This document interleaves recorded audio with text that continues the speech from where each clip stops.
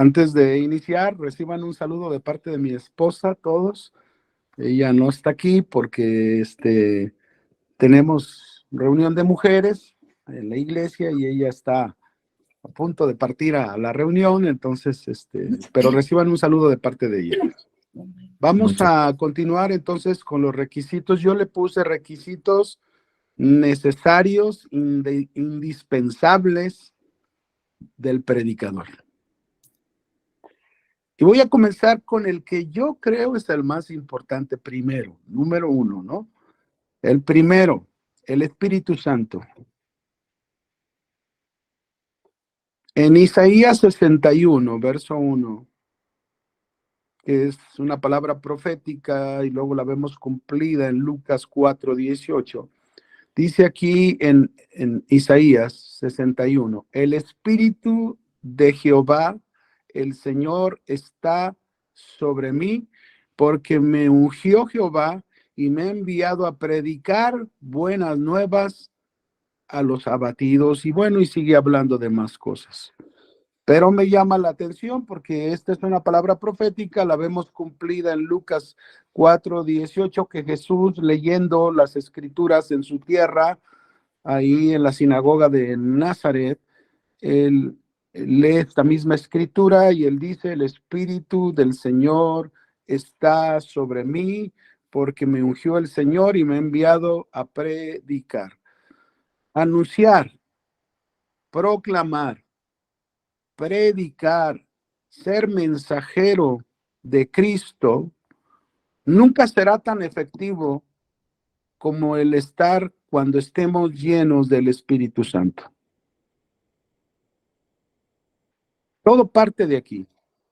Una predicación no viene ni debe de venir instantánea. Dios nos debe de dar el mensaje. Él no da mensajes instantáneos. Los mensajes vienen cocinados, podemos decirle, como una preparación de un buen alimento, después de horas de tener comunión, de búsqueda en la palabra de Dios, pero sobre todo experimentando esa llenura del Espíritu Santo sobre nosotros. Esto es muy importante y Pablo lo expresó en 1 Corintios 2:4, cuando él dice ahí en 1 Corintios 2:4, y ni mi palabra ni mi predicación fue con palabras persuasivas de humana sabiduría, sino con demostración del Espíritu y de poder. Solo se puede predicar así si buscamos anhelosamente la llenura del Espíritu Santo. Como predicadores no podemos ser predicadores confiados en nuestro don, nuestra capacidad que Dios nos da, en el intelecto solamente. Se necesita el respaldo de Dios y este respaldo viene precisamente por buscar la llenura del Espíritu Santo. Ustedes conocen seguro la escritura de Efesios, cuando dice Efesios 5:18, no os embriaguéis con vino en el cual hay disolución, sino sed llenos del Espíritu Santo. Este es un mandamiento, sean llenos del Espíritu Santo, sean llenos, y este es un requisito indispensable para nosotros. Necesitamos buscar diario esta llenura del Espíritu Santo. Y para mí sería el primero, de ahí partimos, tan importante, ¿no? Y la única manera de hacerlo son por dos cosas, orando a Dios y el estudio de escarbar la palabra de Dios. Estoy tratando de expresar las mejores palabras, que espero me disculpen si alguna palabra que a veces son diferentes, lo sé, allá y acá, pero bueno, esta es la importancia. ¿Cómo tengo la llenura del Espíritu Santo? Orando, teniendo comunión con Dios, y dos, escudriñando la palabra de Dios. El Espíritu Santo trae esa llenura a través de estas dos cosas importantes. Por un lado oro, por otro lado escudriño la palabra de Dios. Ahora, ¿por qué digo que es importante? Porque el Espíritu Santo tiene una función básica en nuestras vidas, que tiene que ver con el segundo requisito. El segundo requisito que un predicador debe tener en su vida es la piedad. Y la piedad debe ser un resultado de la obra del Espíritu Santo en nuestras vidas, porque la piedad es una acción que nosotros practicamos de nuestro Señor Jesucristo y que nosotros vemos a Él practicándola en este mundo y obrando en esa vida espiritual. Él es el ejemplo para nosotros. Él obró en esa vida espiritual en la que nosotros debemos operar también, de la misma manera. En el Antiguo Testamento, quizás esta palabra piedad se puede leer como compasión, como misericordia de parte de Dios para los hombres. Pero en el Nuevo Testamento, en las epístolas principalmente de Pablo, esta palabra piedad ya tiene un significado distinto. Aquí la palabra piedad que Pablo nos menciona en las cartas significa dedicación a Dios, devoción, el deseo de buscar y cumplir todos los mandamientos de Dios, todo lo que tiene que ver con Dios, la vida espiritual, la relación con Dios, todo. Entonces la piedad es bien importante. Como predicadores tenemos que manejarnos en la piedad. En el griego, la palabra piedad viene de una palabra griega que es eusebia. Y esta palabra eusebia significa devoto, tener una actitud en pos de Dios, de hacer aquellas cosas que le son agradables a Dios, de tener una actitud de acercarte a Dios y conducirte de una manera recta, moralmente limpia. Nosotros como predicadores, antes que llevar el mensaje a la gente, primero nos tenemos que predicar a nosotros. Y la predicación tiene que ser precisamente con esta práctica de la piedad. Nosotros queremos congregantes en las iglesias, queremos gente bien devota, bien consagrada a Dios, con devoción, con entrega, que obedezca a Dios, que haga la voluntad de Dios. Y todo esto es piedad. Eso queremos de la gente. Pero luego ya me pregunto, ok, yo eso quiero que la gente haga, pero yo lo estoy haciendo. Yo soy maestro, soy predicador, lo estoy haciendo. La piedad es muy importante, mis hermanos, en la vida cristiana y no debemos de confundirla, ¿verdad? Algunos tratan de ver la piedad como algo externo, ¿no? No es un buen vestuario, no es una buena apariencia, no, no, no. La piedad son acciones que salen del corazón, que estamos convencidos, vivimos, la practicamos, ¿verdad? Por ejemplo, ha habido hombres que predican muy bien la palabra de Dios. ¡Wow! Tú los oyes y ¡wow! ¡Qué excelente predicador! Tú hablas y lo ves así. Pero cuando este hombre ha terminado de predicar y luego baja del púlpito y vemos una vida impía en él, choca, ¿no? Dices, bueno, híjole, predicó muy bien, pero su vida no concuerda nada con su predicación. Hay un ejemplo en la Biblia que es muy conocido en Primera de Samuel 2:12, que habla de los hijos de Eli.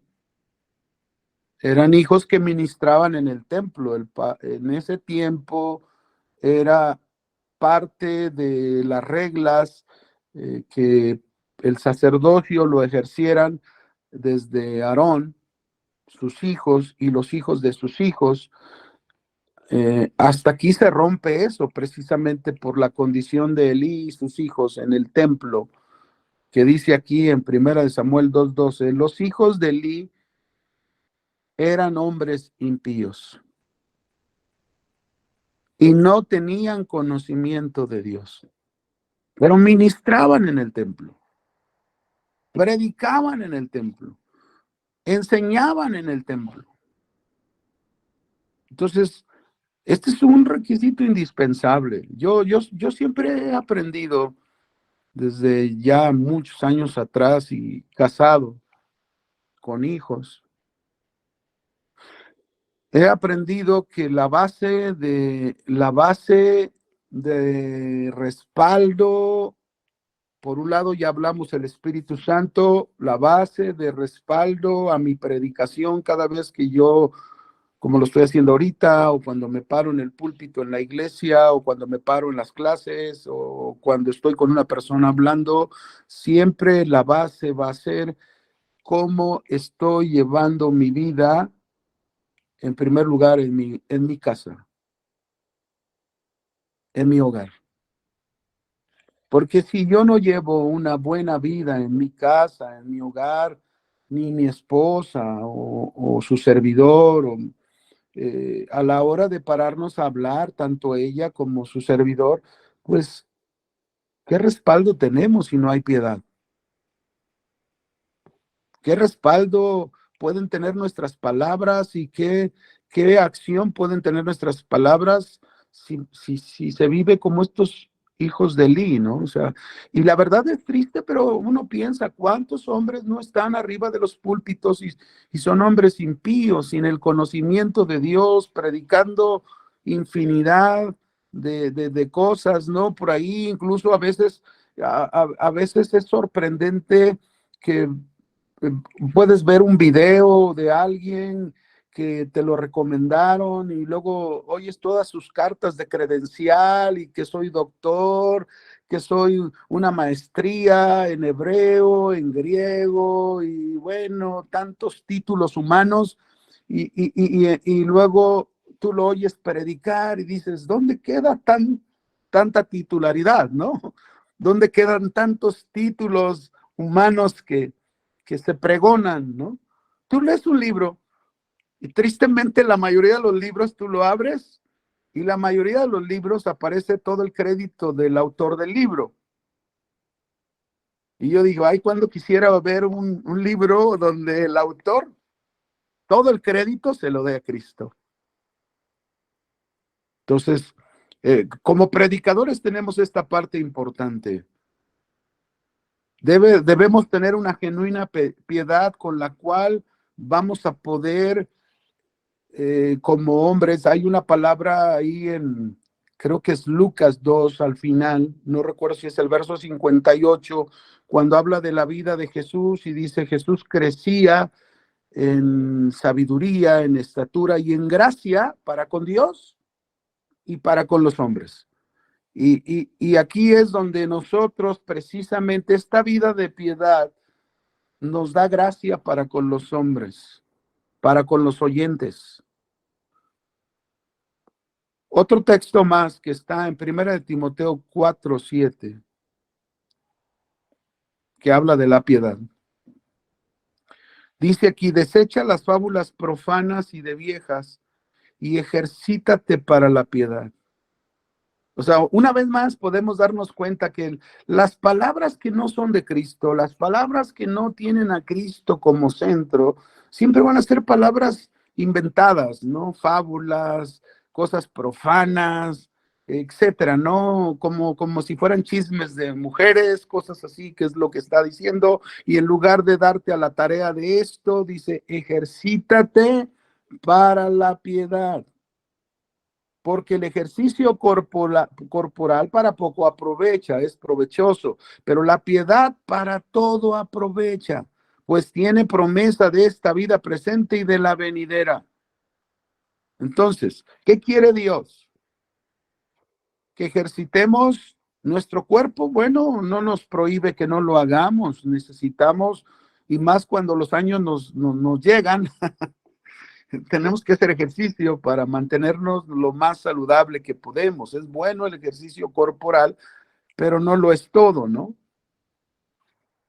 Hay algo mucho mejor que el ejercicio físico, y el ejercicio mejor es el ejercicio para la piedad. Y note cómo lo habla, ejercicio. Si alguien quiere tener músculo aquí en esta parte, pues va a ser el ejercicio necesario para crear el músculo en esa parte. Y no lo es en un momento, y está constante, insiste, insiste, y vemos unos hombres así, ¿no? Bien. Y, pero así deberíamos de vernos en lo espiritual tú y yo, haciendo ejercicio, como dice aquí, para la piedad. Debemos crear músculos de la piedad. ¿Qué músculos debemos de crear en la piedad? Músculo de la fe, por ejemplo, confianza en Dios. Pastor, estoy pasando por un tiempo muy difícil, muy complicado y no sé qué hacer ya. A veces nos ganan las circunstancias, pero hoy ocupamos el músculo de la fe, piedad. Debemos hacer músculo de nuestra comunión con Dios, hacerlo tan fuerte que tú digas, me habló Dios. Moisés subía al monte y no bajaba del monte hasta que Dios le hablaba. Bajaba con palabra de Dios. Entonces, todo este tipo de músculos espirituales que tienen que ver con la piedad son los que debemos ejercitar en nuestra vida. Muy importante como predicadores, ¿verdad? Subirnos al púlpito, y si vamos a hablar de humildad, al bajarnos somos los más humildes que debemos de ser. Si nos paramos arriba en el púlpito y estamos hablando de comprensión, de comprender a las personas, nos bajamos del púlpito y debemos de ser los hombres y las mujeres más comprensibles. ¿Lo comprendemos? Así es como debe de ser nuestra predicación. No somos perfectos, ciertamente, luchamos porque hay una lucha por mejorar, pero tenemos que aprender. Por eso es ejercitarnos. Tenemos que aprender y crear esas partes de nuestra vida. Si en algo carecemos, pues vamos a trabajar en eso para que el músculo en esa parte de nuestra vida que no está mal, lo podamos traer a que esté bien, ¿no? Que se hagan las cosas de la mejor manera.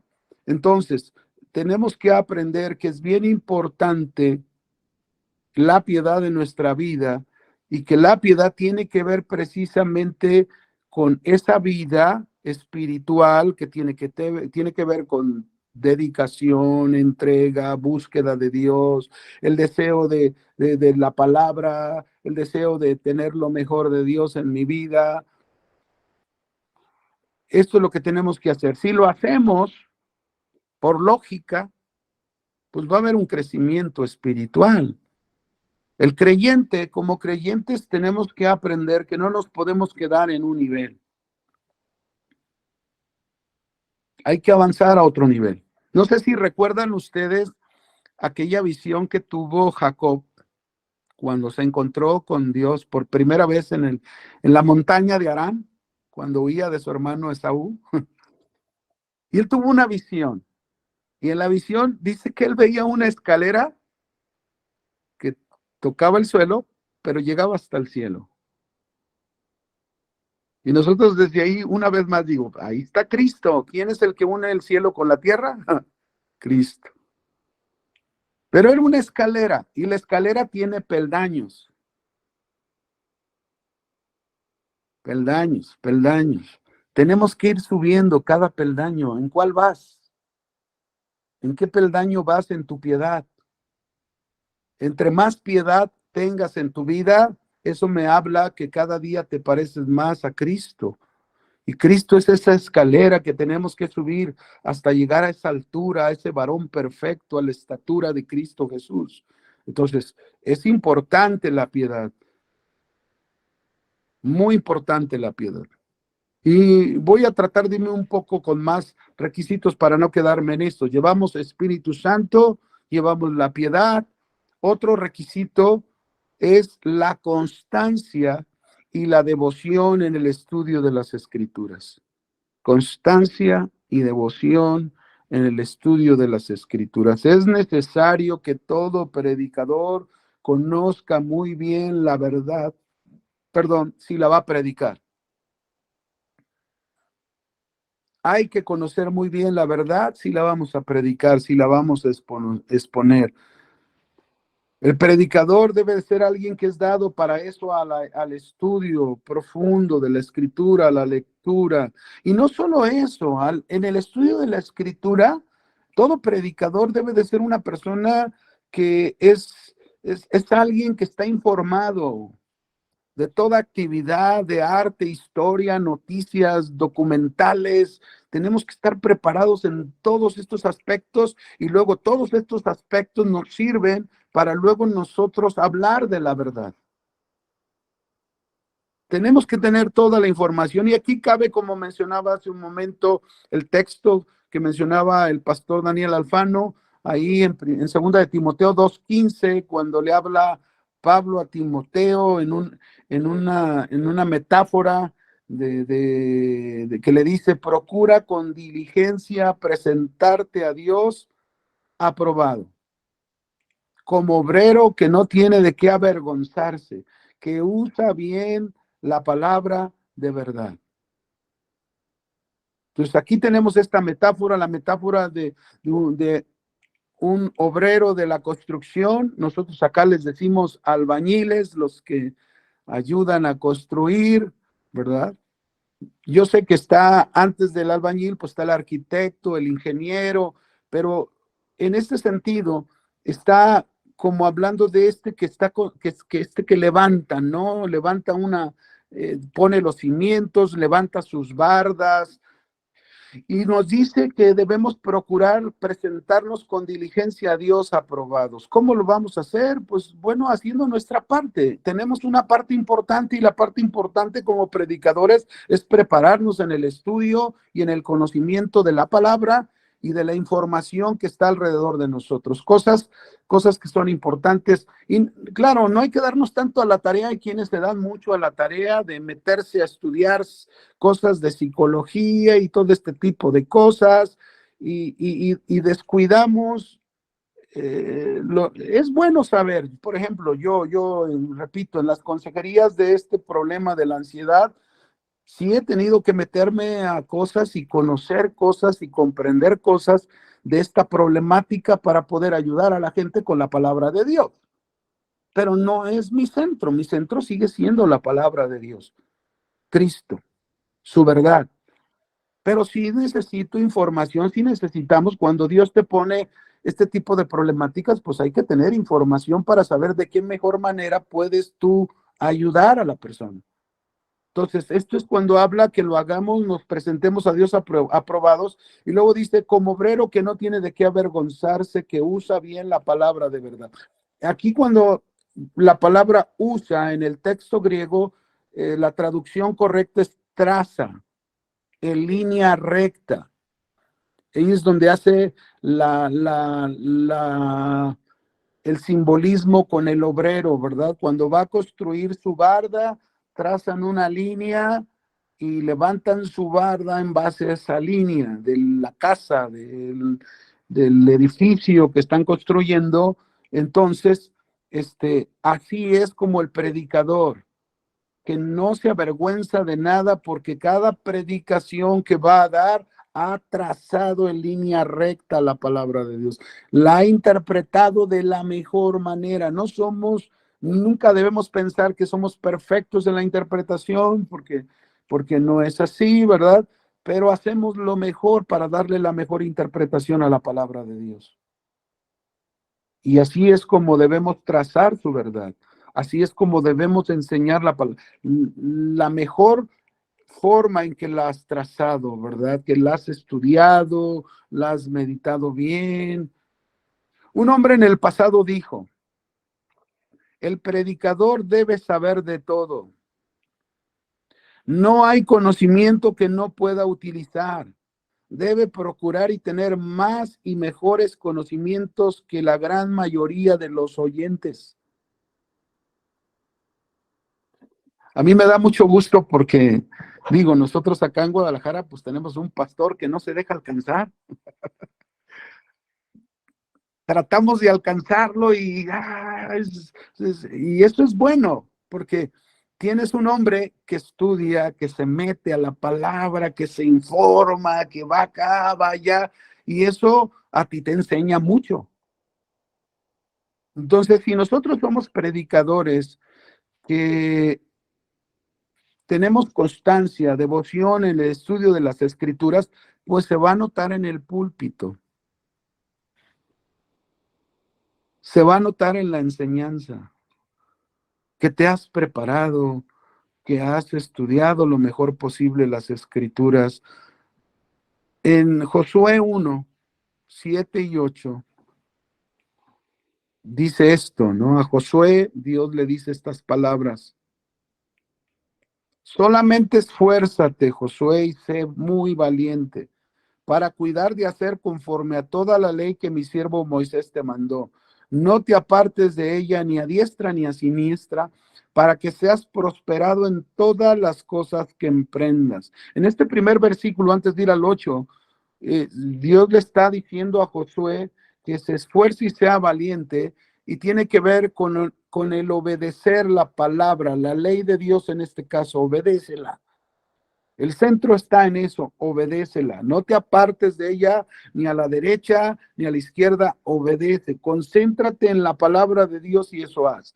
Y en el verso 8 dice, nunca se apartará de tu boca este libro de la ley, sino que de día y de noche meditarás en él, para que guardes y hagas conforme a todo lo que en él está escrito, porque entonces harás prosperar tu camino y todo te saldrá bien.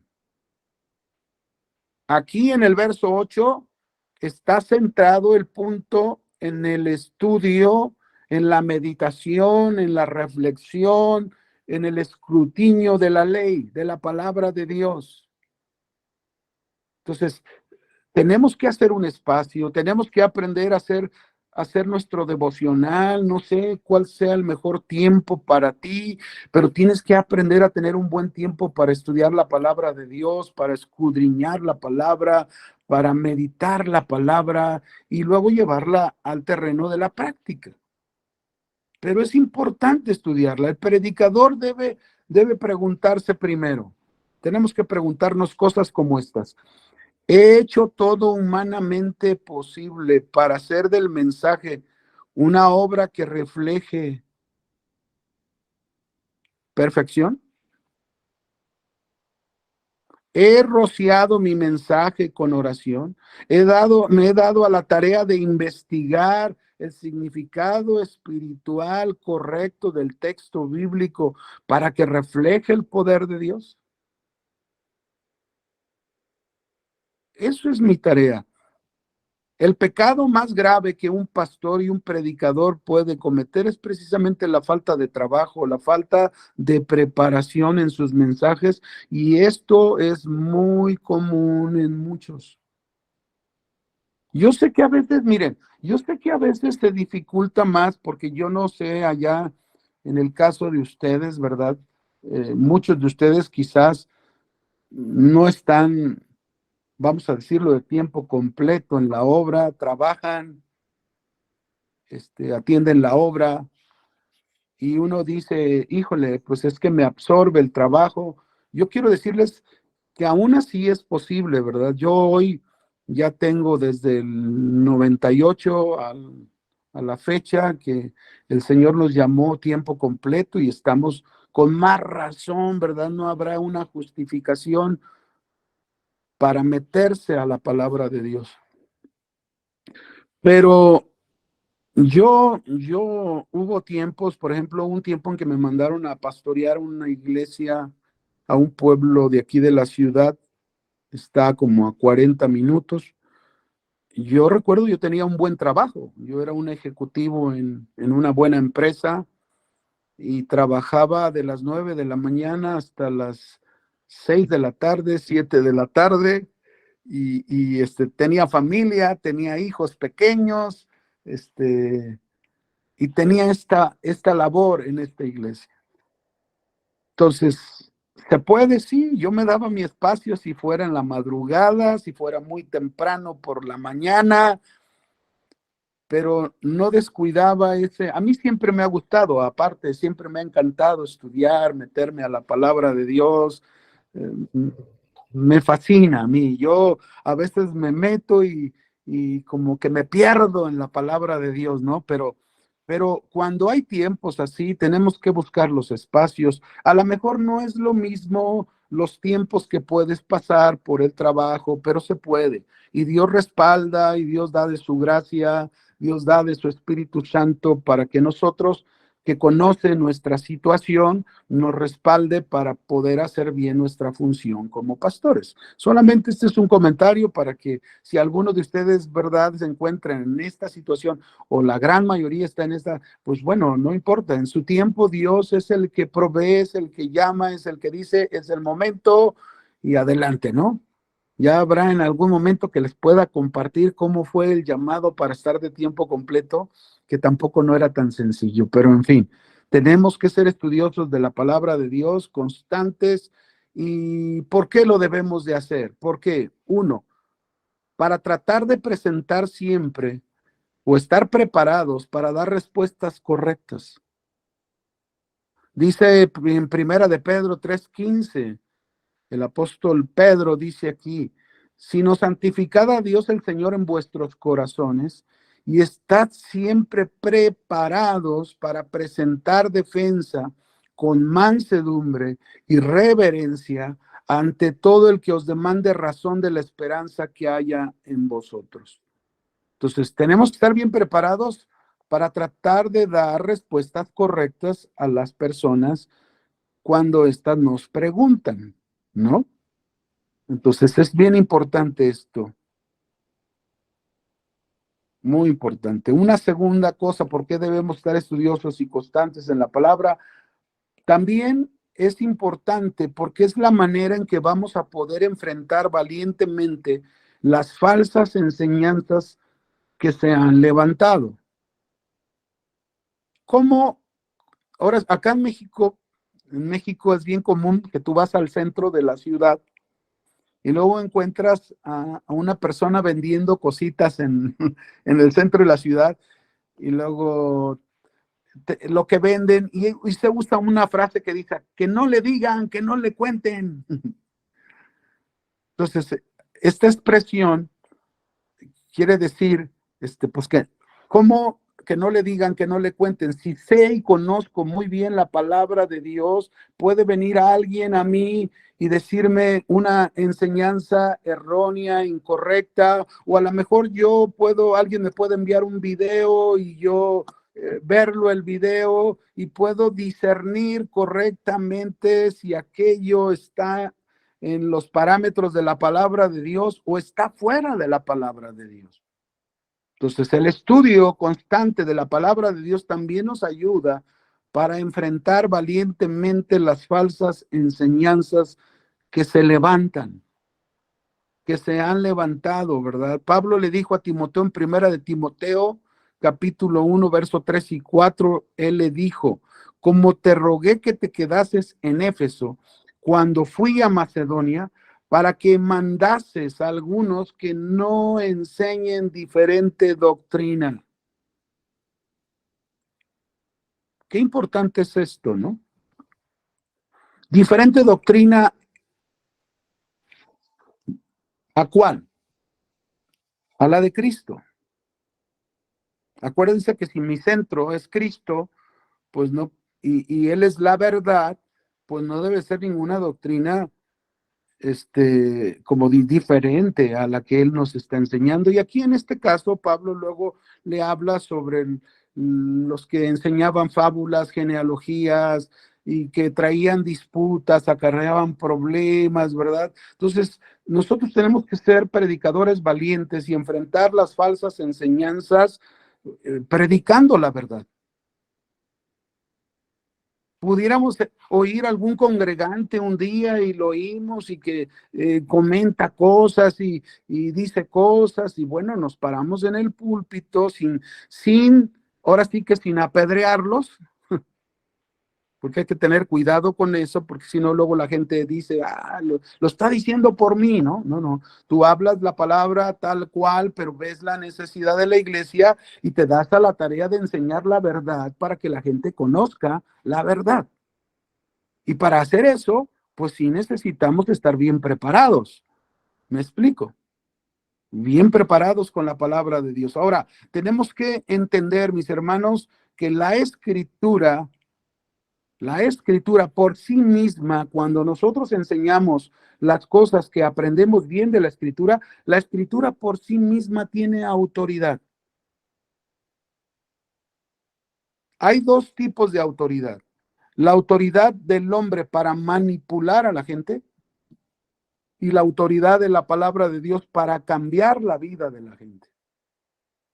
Y nosotros ahí decidimos qué queremos hacer, ¿no? Como buenos predicadores, pues tenemos que darnos a la tarea de prepararnos para combatir estas falsas enseñanzas que cada vez van a ser más, que cada vez va a ser mayor en la iglesia. Cada día va a ser más y más y más y más. Y no solamente enseñanzas, también la palabra de Dios nos ayuda para enfrentar esas malas conductas dentro de la iglesia, como lo manifiesta Pablo precisamente en segunda de Timoteo 3, donde da una lista, dice que en los postreros tiempos le dice a Timoteo Pablo, vendrán tiempos difíciles, tiempos complicados para la iglesia y da una lista de conductas, ¿verdad? Y no son conductas de personas fuera de la iglesia, está hablando conductas que se van a dar dentro de la iglesia, ya se están dando, ya están ahí. Entonces, si nosotros somos predicadores preparados en la palabra de Dios, ahora sí que no te digan, que no te cuenten, ahí está claro en lo que dice la palabra de Dios. Siempre yo he enseñado a los estudiantes en el instituto acá en Guadalajara este principio.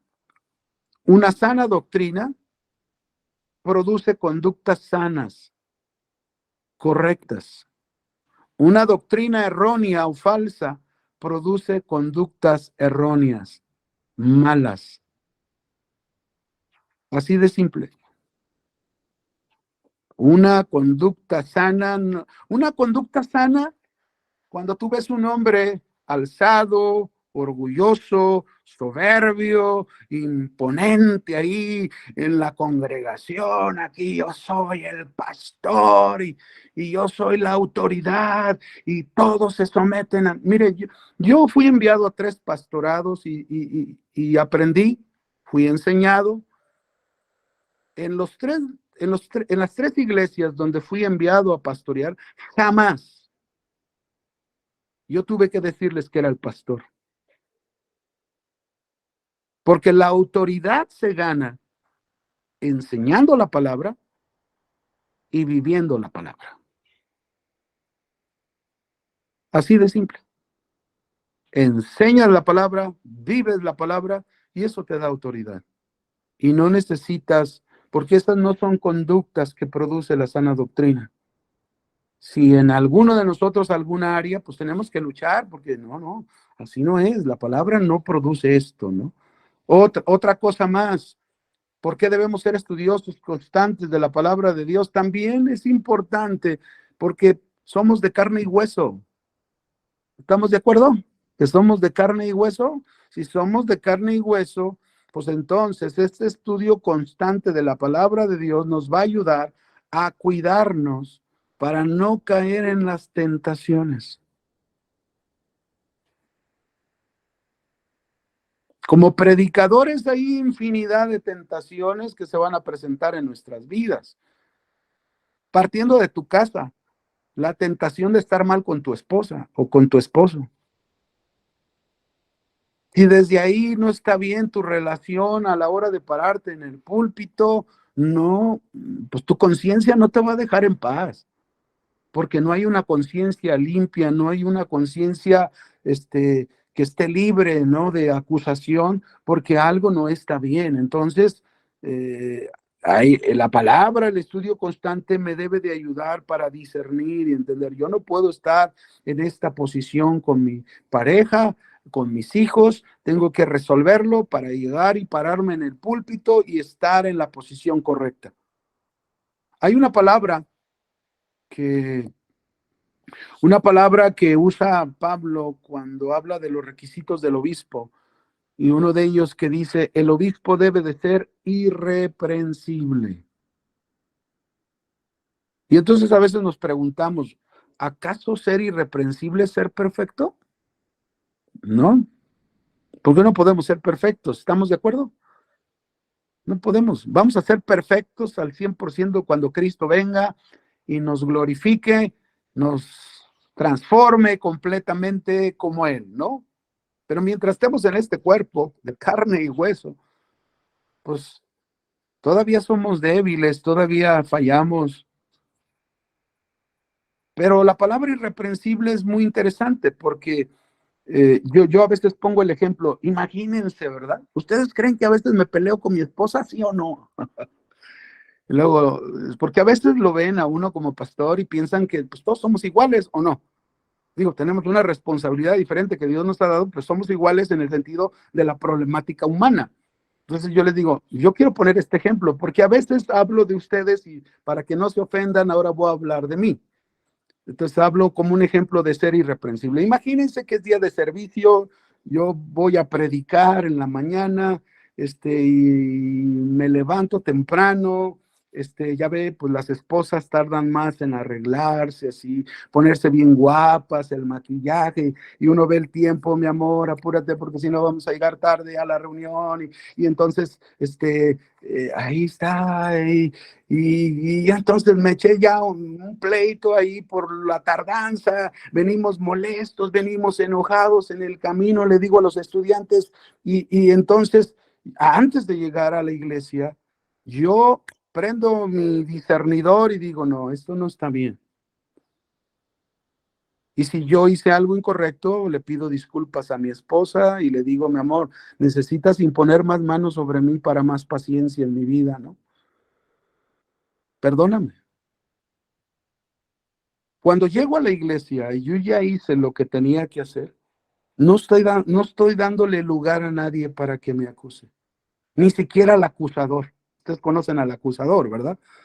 Ni siquiera le estoy dando lugar porque arreglé mi situación. Eso es ser irreprensible. No das lugar que nadie te acuse, te señale. Entonces, qué importante es la palabra, ser constantes porque nos ayuda a cuidarnos y no caer en las tentaciones. Y bueno, hay mucho más, pero vamos al siguiente requisito, si no, el siguiente requisito es bien importante también, aunado a los que hemos hablado. Este requisito es que el mensaje que prediquemos sea de Dios y no de nuestra cosecha. No sé si se entienda esta expresión allá, o sea, que no sea tuyo, sino de Dios, el mensaje, ¿no? Hay muchos ejemplos en la Biblia. Por ejemplo, tenemos, nada más anoten la cita, no la vamos a leer por el tiempo, pero en Éxodo 35, versículo 1 al 4,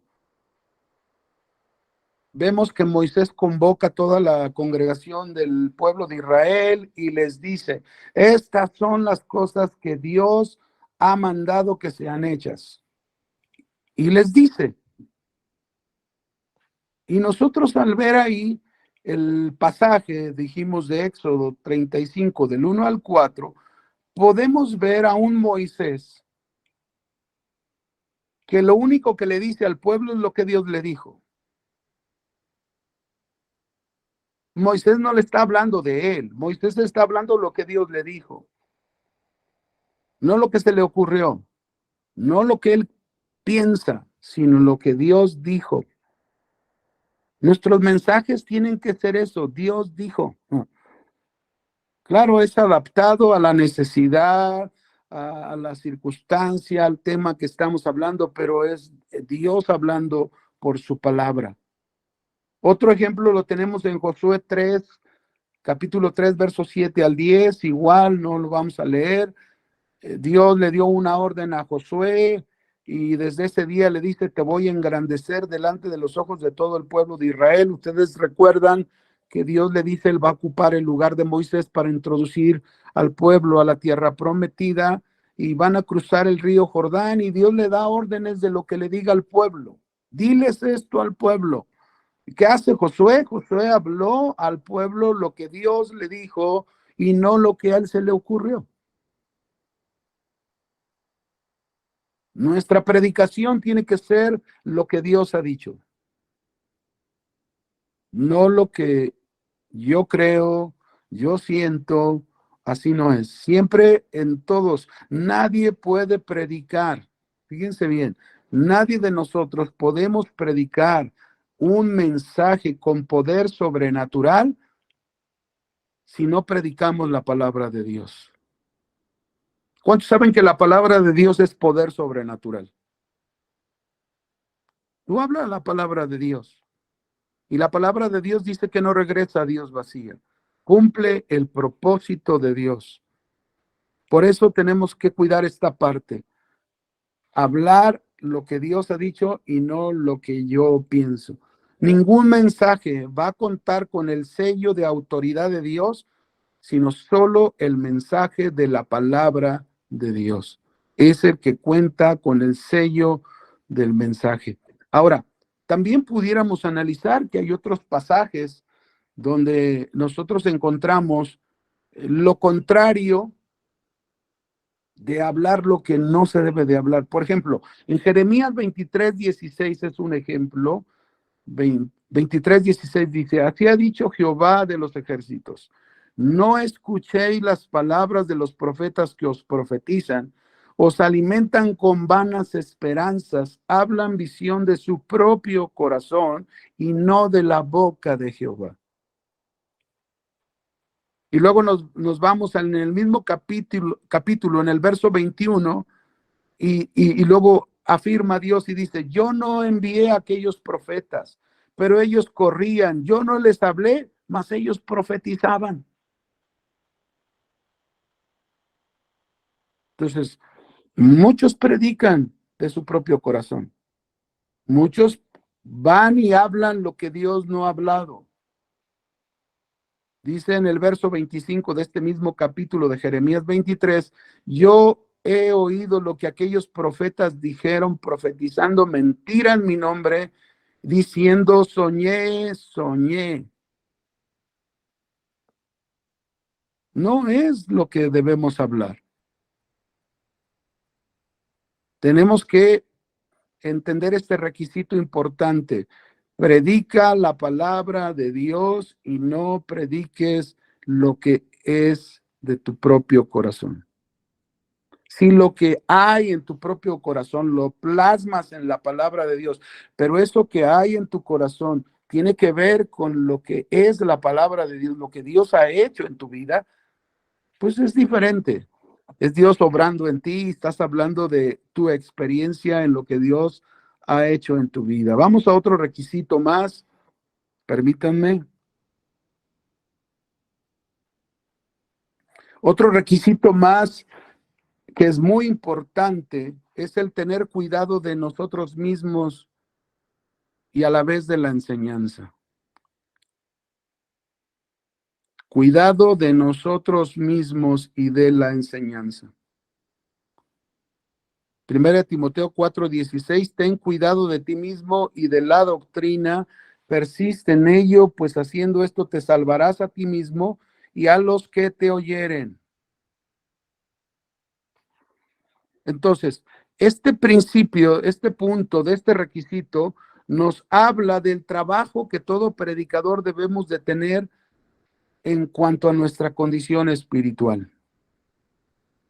¿Cuál es mi condición espiritual? ¿Estoy viviendo lo que aprendo y predico o me cuesta mucho vivir lo que predico? Y hay muchas frases que uno aprende de diferentes hombres de Dios. Por ejemplo, yo un día aprendí esta frase que es muy cierta con la palabra. y que dice, la mano que trata de limpiar es necesario que esté limpia. Otra frase, nadie predica bien a otros si antes no se predica su propio corazón. Otra frase, nuestro carácter debe de ser más persuasivo que nuestra predicación. Una vez me acuerdo el hermano Pablo Hunter, no sé si algunos de ustedes ha oído hablar de él. El hermano Pablo Hunter fue un tutor del pastor Chuy y de muchos de nosotros que nos conoció jóvenes, solteros, que nos tocó salir a misiones con él. Lo conocimos desde muy temprana edad y él siempre sembraba semillas en nuestras vidas. Dios lo usó muchos años. Él murió a sus 97 años predicando la palabra de Dios, incluso una noche antes de partir con el Señor. Y él un día nos hablaba a los pastores y nos decía, pastores, no crean que la gente aprende de ustedes por lo bonito que les hablan. La gente aprende de ustedes porque ellos ven cuánto practican ustedes lo que les predican. Y cuán cierto es eso, ¿no? Por eso tenemos que tener cuidado de nosotros y de la enseñanza, tener mucho cuidado. Todo predicador debe tener mucho cuidado de su carácter, que su carácter concuerde con los aspectos del ministerio. Miren, nosotros podemos ser causantes de atraer la gente a Cristo o de alejar a la gente de Cristo. Yo no quisiera hacer eso, ¿verdad? ¿Cuántas veces hemos oído a ese predicador que predica, como lo dijimos hace un momento, predica tan bien, pero vive tan mal? No debe de ser así. Nuestro carácter debe de ser más persuasivo. Cada vez que predicamos y lo hacemos, el carácter que tenemos tiene que ser persuasivo, concuerda con la enseñanza, concuerda con lo que está diciendo, ¿verdad? Imagínate que tú te paras en el púlpito y tienes en primer lugar a tus primeros jueces. Ahí en la primera fila tienes a tus primeros jueces. ¿Quiénes son tus primeros jueces? Tu esposa y tus hijos. Y te dan un like. Si hablaste lo que dijiste, dijeron, así es. O a lo mejor por dentro están diciendo, a lo mejor un poquito respetándote, pero diciendo, ay papá, ¿por qué no vives lo que hablas?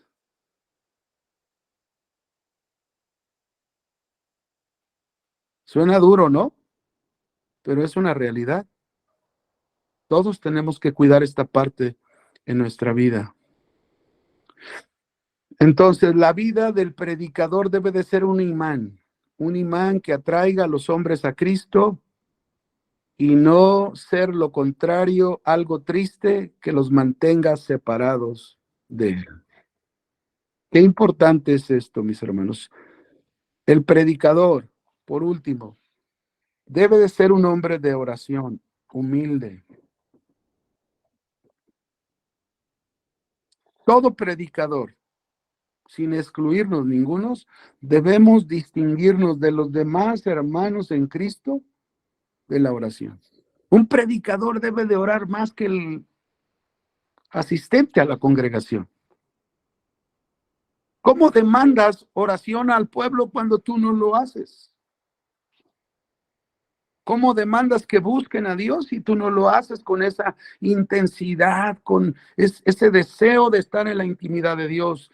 Así no tiene que ser, mis hermanos. Si queremos ser buenos predicadores, tenemos que aprender a aplicar la palabra a nuestra vida y ver los ejemplos que la Biblia nos menciona, ¿no?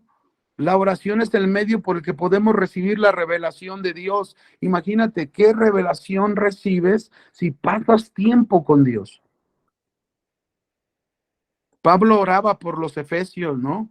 Ahí en Efesios 1:17, y decía él, para que el Dios de nuestro Señor Jesucristo, el Padre de gloria, os dé espíritu de sabiduría y revelación en el conocimiento de él. A mí nunca se me olvidan las palabras del hermano Pablo Hunter, algo que siempre, siempre, siempre que nos veía, revelación, sabiduría, revelación, sabiduría, revelación, sabiduría. Y un día nos dijo, si no tienen revelación y no tienen sabiduría, es porque no la están pidiendo, porque no estamos orando, es porque no estamos buscando a Dios. Y eso es una verdad. Queremos tener revelación, queremos tener sabiduría, tenemos que ir a la fuente donde se obtiene esa sabiduría, esa revelación, que es Dios orando y con la Biblia abierta, ¿no? Esperando que Dios te hable, esperando que Dios te muestre sus profundidades de la palabra de Dios. Moisés, mis hermanos, subía a la montaña y duraba 40 días, 40 noches, bajaba y no bajaba con las manos vacías, venía con la revelación de Dios. Pedro, aquella ocasión que llegaron a la casa mientras hacían la comida, dice Pedro, yo no quiero perder tiempo mientras hacen la comida, se subió a la azotea de la casa y se puso a orar. Y fue ahí en la azotea donde Pedro recibió semejante revelación de Dios, de ir y meterse a la casa de un, de un pagano, no de un judío. Para ellos meterse a la casa como judíos, a la casa de un pagano, era contaminación. Y Dios tuvo que darle semejante revelación en aquella azotea donde él estaba orando. Él estaba esperando la comida y el Señor le dio la mejor comida porque le dijo, Pedro, en aquella copa que descendió con cuadrúpedos, reptiles y todo aquello que los judíos no podían comer, le dice, Pedro, mata y come y bebe. Pedro le dice, Señor, nunca he comido cosa inmunda. Y el Señor le dice, no llames inmundo lo que yo he santificado.